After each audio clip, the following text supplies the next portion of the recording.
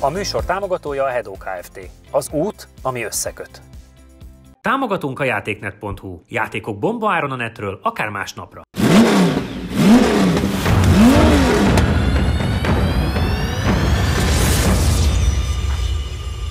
Sziasztok! Megint egy... Szevasz! Hello János! SUV, vagy hát ilyen, nem tudom már minek nevezzük ezeket, ilyen, az egyiket ilyen ultra SUV-nak. Két elképesztő méretű. Sav meg SUV. Tudom én, hogy nagyok, meg dízelek, ennyit tudok, és a Porsche-val fogunk kezdeni, ezért inkább Csabihoz fordulok, hogy mit kell tudni alapvetően... A Porsche miatt? Hát a BMW instruktora. Én a Porsche miatt is hozzáfordulnék. Te meg szerintem kezdesz nagyon rossz lenni ma. Porsche miatt odafordulok, ugye a legnagyobb V8-as dízelmotorral szerelt. Én annyit tudok róla, hogy elhúzta az A380-as Airbus-t. És világcsúcs tartó. Guinness rekorder a kocsi. Nem pont ez, képzeljétek el. Valami repülőt egy sima ember elhúzott Magyarországon, nem? Tehát most ahhoz képest... A fogával.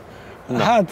Akkor alig erősebb, mint egy ember. Voltam egyébként olyan Guinness rekord kísérleten, amikor ilyen egymás mögé kötött... Ez valami ivási volt, nem? Nem, egymás mögé kötött ilyen Fordokat húzott el valami erős a West End tetején, és miután nem sikerült neki, már lement a nap, és akkor elkezdtek a kereskedők beülni a Fordokba, azt így...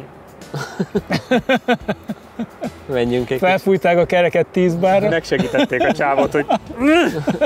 Na, de állítólag ez a kocsi, ez Guinness rekorder, ő elhúzta az A380-at. Könnyen lehet. Kapol akkorát most már tényleg. Kezdjük előről? Nem, ez így jó. Szóval mit kell tudni róla alapvetően? Igen, ugye olyan szempontból lehetnének akár konkurensek is, de nem azok, hogy ugye mind a kettő a legerősebbik dízel verzió. Az új Cayenne-ből már nincs is dízel, de ebből a fajtából még volt, és 2 fajta volt. Volt a 3 literes V6-os, illetve ez a 4.2-es V8, ami szériában 385 lóerős volt. Ez az autó úgy tudom, ilyen 400 lóerő környékén, 410 lóerő, és olyan egészséges 1000 Nm-t tud. Kerek számokat szereti a gazdája. Igen, tehát úgy, hogy nem körbe mentek, hanem arrébb húzzátok magatok alatt a pályán. igen, úgyhogy dízel oldalról a legsportosabb, ha úgy tetszik, de a tulajdonosa nagyon szereti, mert nagyon kellemes utazóautó, ahogy tudom, és gyorsan, messzire, takarékosan tud vele menni, úgy de egyébként releváns, mert ez meg 400, ugye? Tehát, hogy igazából... Ez meg gyárilag 400 lóerős lesz, ugye a világ egyetlen 4 turbós dízel motorja, ami már nincs is, de rövid ideig volt, és akkor ez volt az egyetlen. Igen, azt akartam, egyetlen és utolsó.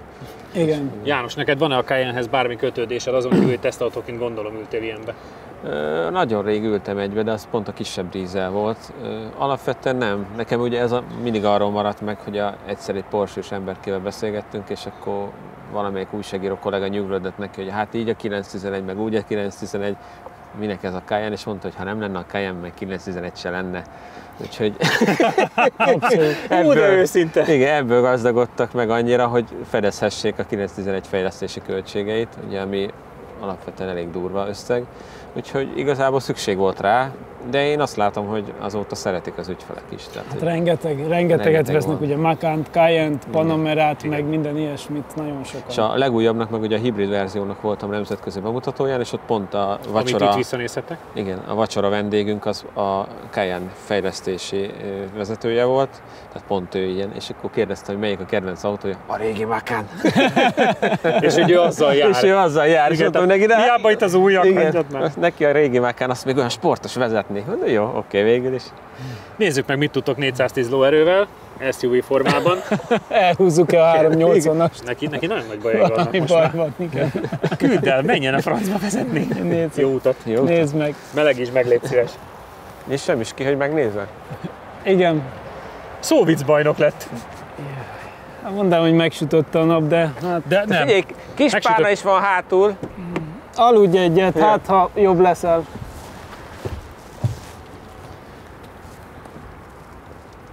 Igazándiból méretosztályilag az X5-ös lenne az, ami passzol a Cayennehez. Finoman megjegyzem, hogy a tulajdonos, aki ugye kedves barátunk, ő azt mondta, hogy ha nem veritek meg vele az X5 M50D-t, akkor ő kiborul.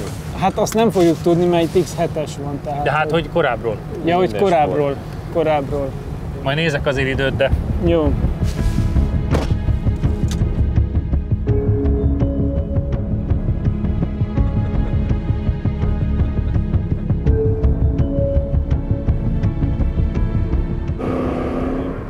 De fél, azt mondom, hogy amikor rányom a gázra, akkor az úgy elindul a kanyarból. Na. Csíha. Itt a rajtra vagyok kíváncsi tényleg, mert ezek a nagy autók mindig olyat rajtolnak, amit nem is értek. Igen, egyszer csak az ég fele néz és elindul. És elindul, és tényleg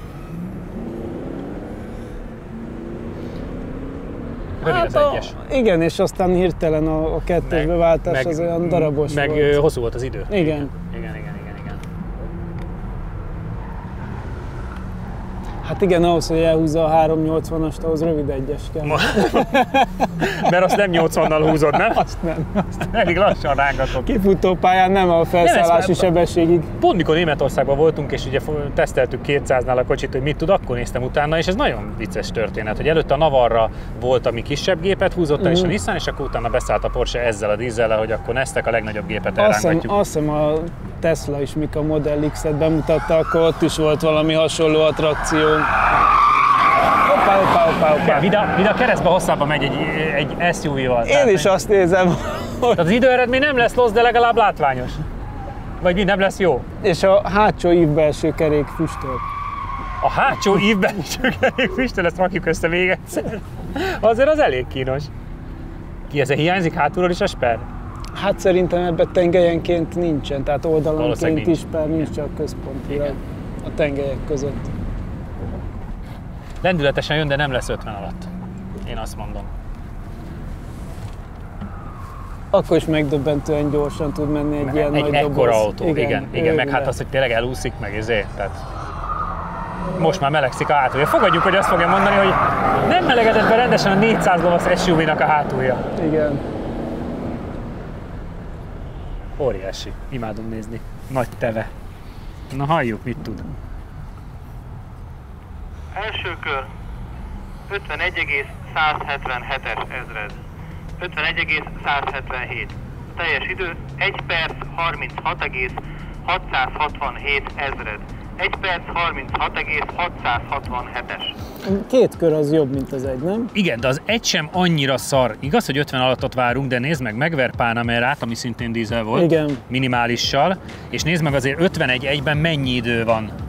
És például C32 AMG, tudod, az a kicsit ilyen régebbi verziós igen, volt, ez a 2001-es, de hát Dodge Challenger, egyenesen menő híres amerikai autó. Igen, jobbra számítottunk. Egy picit jobbra gondoltam. Ami meglepően jó innen, az a Grandlandnek a 300 lovas hibridje, ami csak 2 tizeddel lassabb. Az első köröd elég kalandosnak. Igen, voltak szenzációk, János, mesélj. Abszolút nem, a másodikban is volt. Igen, de hogy az nekünk nagyon tetszett, hogy hátsó kerékkel úszol. Tehát... Alapvetően nem, mert ilyen ortolósan fordul, mikor gázon állsz, csak ugye nehezebben melegedett be a hátulja sokkal, azért érződik, hogy nagyon nagy tömeg van elől, és azt viszonylag hamar megmelegítette, de ugye egy ideig jól tapadt, aztán még amikor már jobban rátámasztottam, akkor már kevésbé, ezért lettek benne ilyen jó kis driftek. Szerintem eleve a hátsó gumi kevésbé tapad, mint az elején. Mikor főleg azért, mert hogy 2 új első van, és a hátsót nem cserélt a tulaj, igen, hát... Igen, hát nem telik rá. Szóval, amikor megmelegedett, akkor is az volt, hogy néha ilyen tök szépen fordul, majd elkezd a hátulja mászkálni. Alapvetően nem baj, csak még úgy nem számítottam rá. Tehát egy kicsit furcsán mozgott az egész. Meg itt, hogy befordultam, és ugye ilyen driftelés lett inkább, mint kigyorsítás, még visszaváltott az utolsó pillanatban, és amiatt ugye beletorpantam a kanyarba. Automatában mentél? Nem, manuálisban, de mégis visszaváltott, igen. Tehát, hogy furcsa lett az első kör, a második szerintem sokkal inkább már kiadta. Azért, mert a kétkörös idő az arányaiban jobb, mint az hát meg iszonyatosan erős. Tehát az meg ugye egy ideig olyan békés kiránduló autónak tűnik, majd megjön az eleje, és akkor nagyjából azt kell ellenni, hogy merre repülsz az útról. Tehát így kapar alatt a kerék, és így befordulok, nem fordulok, befordulok, nem fordulok. Jaj, jó van. Csabikám. Az időd, megyek János, egyet repülőzni. Az időd az 1 másodperccel lassabb annál, mint amit szerettünk volna, mert 51-177. Ezzel egyébként 3 századdal gyorsabb, mint a Panamera volt ugye a dízel, és egy Dodge Challengerrel van ezredekre egymás mögött. És ugye azt néztük, hogy az SQ7-et találtuk meg igazán ellenfélnek hozzá, és az 49-700, ha jól emlékszem, hogy ugye végignézem. Igen, 49-700, azért terveztük azt, hogy ha 50 alatt van, akkor lenne pariba ott azzal, amire Szerintem 1 másodpercet elcsúszkáltam az első körbe simán. Hát főleg itt a célegyenesre ráfordító, az nagyon lassú lett, igen. Igen, meg utána még bele is torpant, tehát utána pont itt előttetek nem gyorsultam, hanem mikor a lámpa alatt elmentem onnan. Aha. Tehát a rajt volt még érdekes, hogy megmozdul nagyot, és az 1-es, 2-es között nagyon hosszú volt a váltási igen, idő. azt meg azt elfelejtettem neki mondani, hogy ha manuálisan váltasz, sokkal hamarabb rá kell húzni, mert nagyon hamar elfogy az 1-es. Igen, nagyon rövid és volt. És meghúztam a kart, akkor még ugye lassabban vált, hogy ez régebbi automata. Erre Csabi mondta, hogy azért rövid az 1-es, mert ahhoz, hogy elhúzd vele a repülőt, ahhoz nem lehet hosszú 1-es. De hát majd látod kívülről, hogy ahhoz képest egy ekkora teve, hogy milyen gyorsan közlekednek igen, ezek. Hát az egyenesben brutálisan gyors volt. Tehát bekanyarodsz egy ilyen valamilyen tempóval, tehát lehet a Suzuki-val ugye gyorsabban mentünk a múlt héten, majd elszabadul a pok. Igen. Gyakorlatilag a kijáraton, ahogy már adtad a gázt, ugye elindul, hogy... Egyen jobb volt itt a váltóidő. Na, a tiédnél nagyon megakadt, nagyon nagy csönd volt a kettő. Ő lehet, hogy nem manuálban megy, hanem hagyja. Egyébként azért az többször bebizonyosodott, hogy hagyjátok normál automatába, az nem biztos, hogy rosszabb. Nem, sajnos. Igen. Sajnos. Hát ugye elvileg azt kéne, hogy manuálban ügyesebben tudj menni, de valahogy ezek a kocsik nem annyira támogatják ezt. Ó, az egyenesbe eljön. Legyünk őszinték.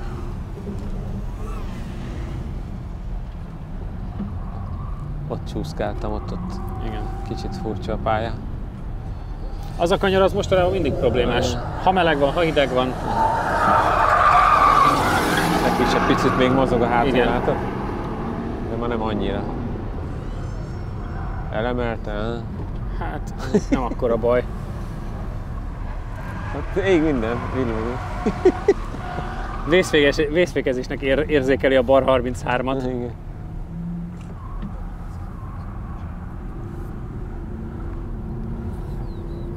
Annyi, hogy az a check engine lámpa nem égett volna végig, akkor lehet, hogy jobbat mentem volna. Persze, meg ilyen kézifék, meg ilyenek. Minden ég rajta. Ez a második sikán, ez lassabbra sikerült valamit, ott elnézett szerintem. Hát. Hogy emelgette a hátulját? Igen.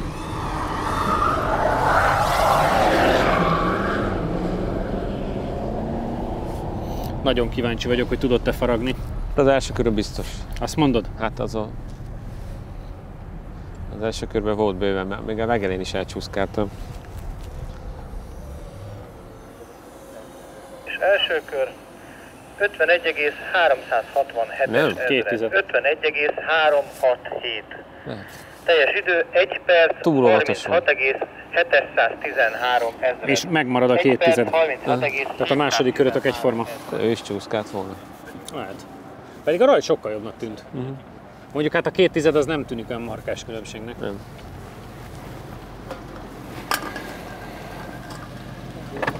Így, hogy tapad a hátulja, már nem olyan gyors. Tudod? Igen. Így, hogy nem lehet rendesen keresztbe kigyorsítani.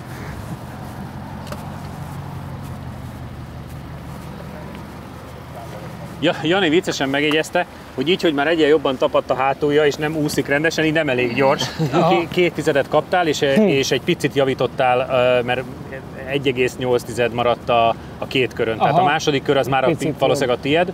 2 tized nem markáns különbség, viszont a rajtot szerintem sokkal jobb volt, mint a Janié. Nem érződött ott is. nem érződött, nem. Ott is elszámoltam, hogy 5-ig, mire 1-esből 2-esbe váltott. Azt mondtam neki, pont mikor elindult, hogy elfelejtettem mondani, hogy sokkal hamarabb húzd meg a kart. Teljesen mindegy, de én tudtam, hogy nálad nagyon sokáig, de egyszerűen ennyi ideig vált valahogy. Tehát meghúztam, de utána várok, aztán vált egy 2-est. Nem tudom, egyébként nekem olyan furcsa volt az eleje, hátulja egyáltalán nem volt összhangba. És tényleg... a hátulja nem tapad úgy. Nem. De nekem meg annyira nem is csúszott, mert viszont ha a kanyar kijáratnál elkezdek gázt adni, akkor az elejével, a orrával megy épp arra, amerre állt, szóval olyan kemény a futóműve, de ezekben a szűk kanyarokban nem mozgott valami jól, az az igazság, szóval eléggé meg kellett úgymond erőszakolni, hogy itt elfordulgassunk a kanyarokba. Hát akkor maradtunk az 51-177-nél, ugorjunk át és nézzük meg, mit tud a nagy BMW eleme. Támogatunk a játéknet.hu. Játékok bombaáron a netről, akár másnapra. A műsor támogatója a Hedó Kft. Az út, ami összeköt. Megsérült a szélvédőd? Az Xon Kft. Nálad a helyszínen megjavítja. Támogatunk a Data Expert. Adatokat csak tiszta forrásból. Látogatószámlálás, 95% feletti pontosság, nagyvállalati referenciák az Xperion-tól. Na, akkor a BMW. Tehát már kitértünk rá, ugye X7. Igen. Annyi, tehát, hogy az X5 lenne igazán méretosztályban, ami passzol, de ez a még egyen nagyobb. De X5 már volt. De X5 már volt.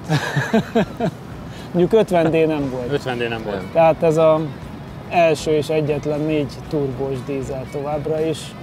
Elvileg szériában a legerősebb is. De... 400 ló és 760 Newton, azt mondtad? Igen. És te tudod, hogy miért kellett a 3 helyett 4 turbó? Nem.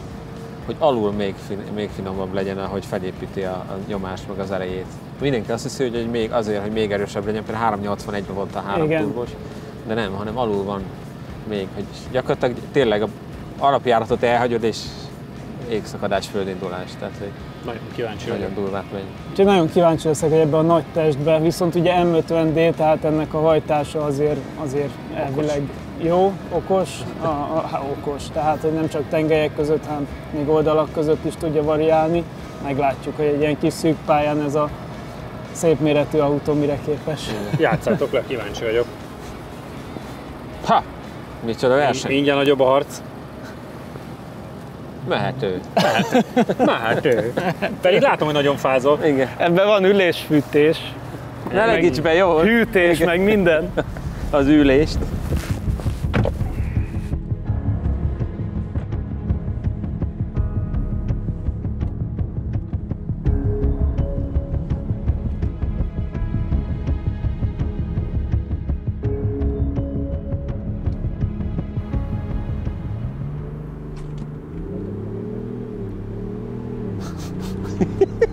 A doboz. Szia, hogy így beültette.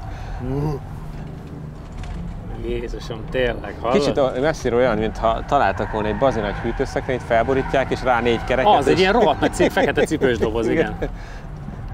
Hogy lehetné minél gyorsabb hűtőszekrényt csinálni? Nagyon durva. Ott is halad. De meg mennyire?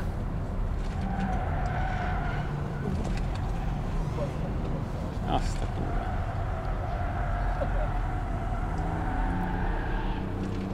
Hogy rádul a... Igen. Főleg a hátér.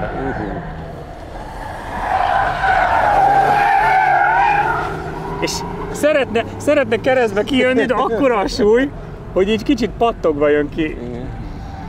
Jézus Isten, rossz nézni. De átmegy minden. De attól még rossz nézni. Nagyon durva. Az autó, amit nem ide szántak. Bár ugye nem performance modell, tehát...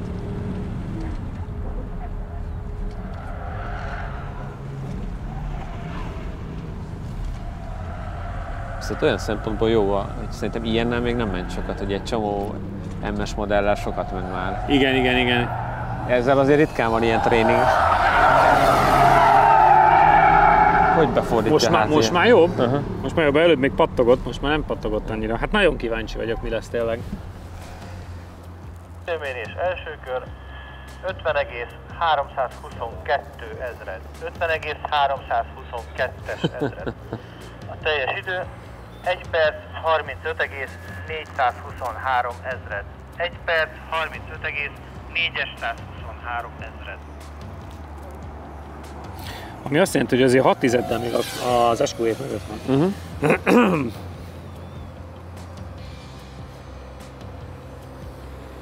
Hát ez egy baromi nagy bálna.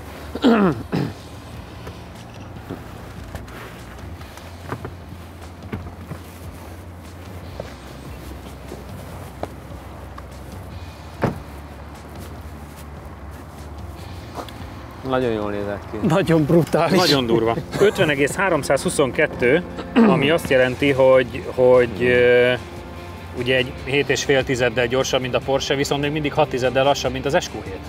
Hát ez óriás test. Óriás test. Az első körben ahogy pattogott, kigyorsított, és úgy rögtünk. A kecske, aztán másodikon már sokkal jobb volt. A kecske. Egy elhízott kecske. Nem, ugye nagyon-nagyon-nagyon nagy az autó, de viszont a hajtása az nagyon jól megoldja ezt szerintem, mert tényleg azt hiszed, sose fordul be, de aztán visszaállsz a gázra, pedig érzésre már rég sok, és szépen elfordítja, tehát hogy érezni, hogy a hátulját próbálja úgy rakni, hogy azért valahogy, de elforduljon, úgyhogy döbbenetes. Néz ki, majd kíváncsi vagyok, hogy mondasz kívülről. Nagyon. Jani azt mondta, hogy felborítottak egy rohadt nagy hűtőt, és kerekeket raktak rá. Hát igen, de egy gyors hűtő, tehát igen. Ahhoz képest iszonyatosan megy. És lehet, hogy nyomatékban nem olyan erős, mint az, papírforma szerint, viszont tényleg pincétől a padlásig végig húz. Ugye váltója sokkal okosabb. Hát az látszott a rajtnál is, hogy itt nem volt visszaejtés, mert nem, viszont rövidebbek a fokozatok, tehát viszont többet vált, csak gyorsabban.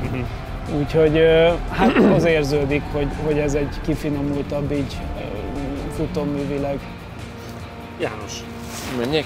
Vigyázz magadra azért az új körnél, mert azt is láttam, hogy gyorsan oda lehet érni. Igen, azért ott elemeltem. Elemel? El.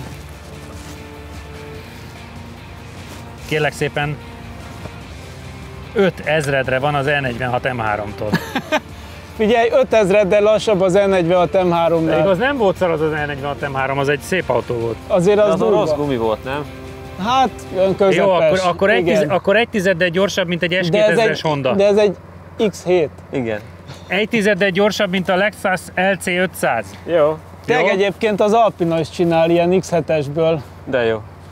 XB7-et. És elmondom nektek, hogy 610 lóerővel. 800-addal gyorsabb, mint az X2 25D M-paket. Nagyon jó. Ha már márkán belül akarunk maradni. Vagy az LC500-as Lexusnál gyorsabb. Igen, az az elég fájdalmas. Meg egy Cooperes Cabriónál, 2018-as Cooperes Cabriónál. Vagy 156 GTA-nál. Nekem nagyon megdöbbentő volt belülről. Megmondom őszintén. De kívülről ez az óriás autó így megy, úristen. De itt most érződött az, hogy a hajtás azért az sokat dolgozik alatta, hogy elforduljunk, és ez a nagy botártest úgy menjen, ahogy... Elindulni majdnem úgy indul el, mint az X5-em. Igen. Tehát, hogy beletérdel, és mint kilőnek. És mondom, az Alpina most csinált ebből az X7-esből XB7-et, 4.4 V8 biturbo, ugye, és 610 lóerő, és az Alpina szokott még futóműve is hozzányúlni. Az nem tudom, hogy mit tudhat.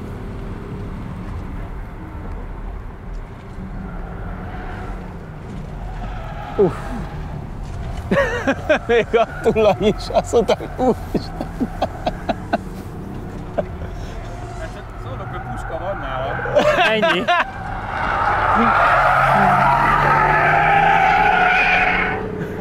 Ez hülye. Ajajajajajajaj. Meg van bolondulva Jánosunkban. Jöjjen már vissza. Szerintem egy kávéra, hogy valamire küldjük el, mert ebből egy még fogyira, hogy lehűljön. Milyen szépen gyorsított ki, nem?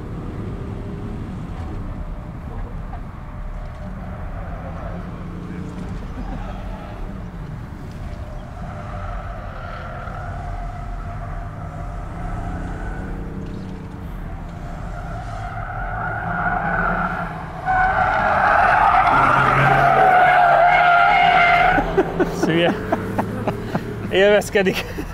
Egy X7-essel. Csak szólok, hogy megvárom a végét. Megértjük, ha az M5-öt már nem akarod. Várjál, és az Endre ilyen gumi... 50,540 ezred. És nem tudott jobbat menni. 50,540. Jó, hát de ez túl sok. A teljes idő 1 perc 35,980 ezred. 1 perc 35,980-as ezred. Úristen. Tehát mind a kétszer kapott 2 tizedet. Figyelj! Endre én izével ilyen gumimélységmérővel fog jönni mindjárt. Mi maradt hátul?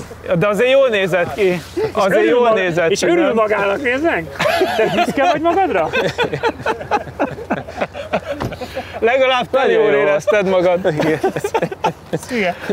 Endre egyébként egy nyugodt ember volt. Kettőt mondott, megvárom a végét, és puska van nála. Ez a két információ jön. Ha úgy nézzük, az a 45 millió nem olyan sok pénz. Mi a legjobb nyugtató? Mondjuk egy ilyen dobok szanakszal néz meg majd az epizódot. Jó nézett ki, János, és láttuk, hogy te élvezed. Mi nem annyira. Nagyon jó volt. Főleg az új körbe, hogy elmentél. Az átmegy padlón. Igen? Csak utána az egy ilyen tanfilm, hogy mit jelent, ha túl nagy a tömeg. Mert utána így végig keresztbe, és tudod, lépek a gázra, és így keresztbe csúsztam egész végig. Tehát szerintem az a leglátványosabb kanyarodás lett így a műsor történetében. Nem vagy normális. Tök jó. 2 kaptál az első körön, és még 3 a másodikon. Ez bizonyára annak köszönhető, hogy nem nagyon mentél egyenesen. Igen, de nagyon élveztem. Ugye, amit a 45 elből hiányoltam, hogy nem következetes, ezen ugye ott rájöttem, hogy ha nyomom a gázt, ez valahogy a segge az menni fog. Azt mondom, ez elfordul. Tehát, de ezért mondom, hogy a hajtása jó. Mert nyomod a gázt, és ő valahogy megoldja, hogy abba a szögbe tartja az autót. És utána már tudtam, hogy a második körésre azt mondom, hogy a kedvetekért jövök egy még nagyobb keresztet, hogy így legalább jó legyen. Mert mi igényeltük, tehát adja az autó. És mi mással, ugye? Egyenes közepén olyan gyengének tűnt. Igen? Tehát, hogy egy ilyen... Endre azt mondja, Jani, befullad az egyenesbe. Kéne vele valamit. Ez nem jó így. Valami schnitzer tuning, vagy bárki, aki... 130-nál köhög. Vagy még 2 turbó, vagy én valami. Nem tudom. Srácok, nem vagytok normálisak, és főleg ez vidára. Köszönjük, hogy itt voltatok, kövessetek bennünket Instán, Facebookon, YouTube-on. Jövő héten találkozunk, sziasztok!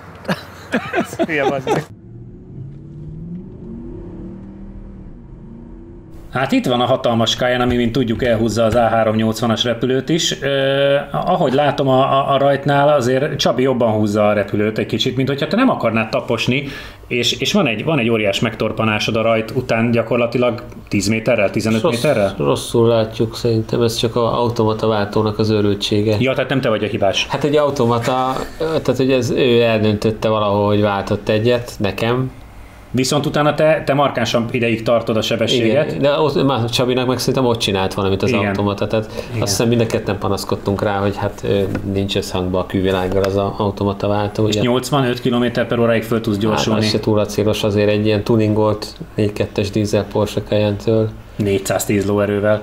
Mit mutat a végsebességünk, vagy a maximális sebességünk? Nagyon kíváncsi vagyok rá. Azt láthatóan az a Csabié lesz. Csabié lesz 121,1. 121,1. Az egyébként ahhoz képest, hogy egy ekkora súlyú teve.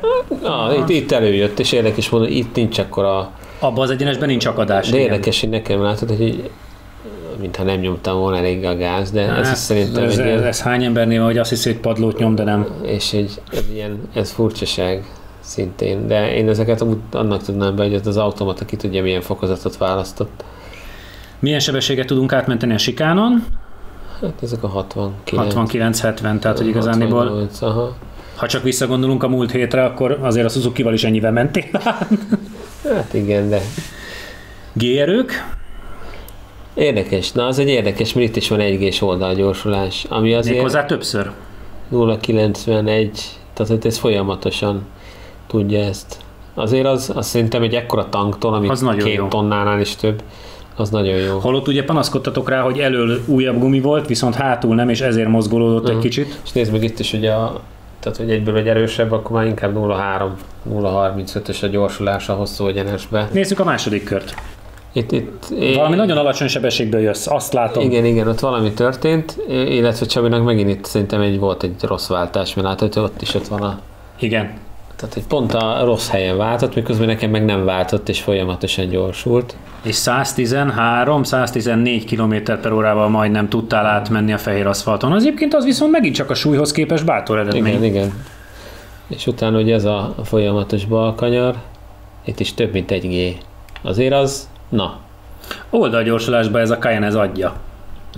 Jövünk az egyenesre. Itt megint úgy néz ki, mintha egyszerűen alattam... Nem gyorsulna úgy a kocsi. Igen. Mi a maximális? Ugyanaz, mint előbb, 121, tehát abban nincs különbség. De akkor ez is egy olyan autó lett, nem, hogy majdnem megfutotta ugyanazt a... Majdnem ugyanazt tudja a fehér aszfalton, mint amit egyébként maximális sebességben tud, igen. És akkor itt most megint csak a sikán kijáraton én gyorsabb vagyok. Itt a utolsó kanyar, itt is látod, más az üteme.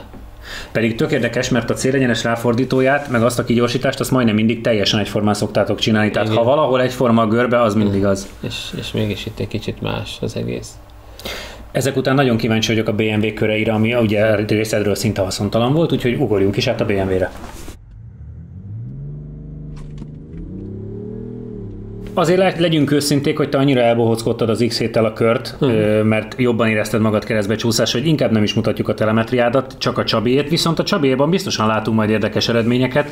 Például mi az alapgyorsulás? Elég nagyot esik vissza az első váltásnál. Igen, ez egy nagyon lassú váltás például, hogy ez is automata, tehát ez nem Csabi csinálta, hanem egyszerűen maga az autó, és igazából itt a csúcssebesség se kiugró. Az a kemény, hogy 76-88, miközben ugye 84-re, 85-re gyorsult a Porsche. Igen, tehát hogy azért ez itt nem annyira acélos. Ugye lóerőben közel egyformák vagyunk, 400 és 410, csak hát az X7 egy picit nehezebb. Igen, hát nagyobb darab, ez főleg itt az oldalgyorsulásokban fog itt kiderülni, hogy itt is azért 0,91, azért itt oldalgyorsulásban elég jók. Tehát, hogy ahhoz képest mekkora egy böhöm nagy állat ez a kocsi. Nyilván ezen meg vadonatúj kerekek voltak, persze, itt meg azért jó. Jó, csak hogyha belegondolsz, hogy egy héttel ezelőtti futárautó slickkel se nagyobb oldalgyorsulással. Sőt, nem érte el az egyet, igen, nem nagyon akarta. Mi a maximális sebességünk? Hát az egy 115,8. 115,9. 116 is volt egy pillanatra. Azért az a 121-122-höz képest, a Cayennehez képest egy markánsan kevesebbnek tűnő eredmény számomra. Igen, itt gyakorlatilag szerintem ugye a két autó kb. Ugyanilyen erős, viszont ez jóval nehezebb. Így van. Tehát, hogy meg nyomatékban erősebb a Cayenne, mert az ugye közel 1000 Newton volt, igen. Ez meg 700 valamennyi, tehát... Ez 760, azt hiszem ennek a gyári adat. Itt a sikán is egyébként... Az viszont ugyanaz a tempó, 67-68, az ugyanaz, amennyit a Cayenne-nel tudtatok mozogni. Alapvetően szép görbe. Igen. Mindegyik. Meg a Csabi körre nem is volt hibás, tehát hogy az egy nagyon jó kis kör volt. A hosszú egyenesben is ugye nagyobb sebességnél is 0,3 G-vel tudod gyorsulni a kocsi, az jó, meg ugye itt a nagy lassulás, az is 0,65. Az is szerintem jó, vagy ekkora ilyen nehéz kocsitól. És akkor menjünk át a második körre. Milyen sebességgel tudja kezdeni, arra kíváncsi vagyok. Itt is furcsa, látod, hogy itt olyan, mintha az egyenesbe libegtetné, nem? A gázt. Igen, vagy ott pont váltott, és utána nem lépett vissza rendesen a gázra. Mert hogy a maximális az egy 100-108 kör, 109. Igen. Akkor igazániból 111 volt talán a Cayenne-nél, tehát hogy akkor az nem olyan rossz. Igen. Szép nagy lassulások. Igen. Mi az új maximális sebességünk a második körben? 116,9. Mondjuk, igen, 90. 1 km/h gyorsabb az első körön. Is volt, igen. Másféllel. Viszont jóval jobban belassult, igen. Mert 64-be belassult a 68 helyett a sikánnál, igen. Igen is. Itt már azt akarom nézni, látod, itt még meredekebb fékezett, meg már egész... majdnem 0,8-as lassulási érték, igen, van. Akkor valószínűleg jó megjött tempóval, azt megijesztette magát. Igen, kicsit túl nagy volt a lassulás. Jó, hát érdekes görbe. Hát igen, csak mennyivel jobban nézett ki a keresztbe. A tiédnél max oldalgyorsulási értékek lennének, ezért nem is mutattuk. Ha még nem tetted meg, most azonnal iratkozz fel a csatornánkra. Nyomd meg hozzá a kis csengőt, és így nem maradsz le a Lap Timing adásokról sem.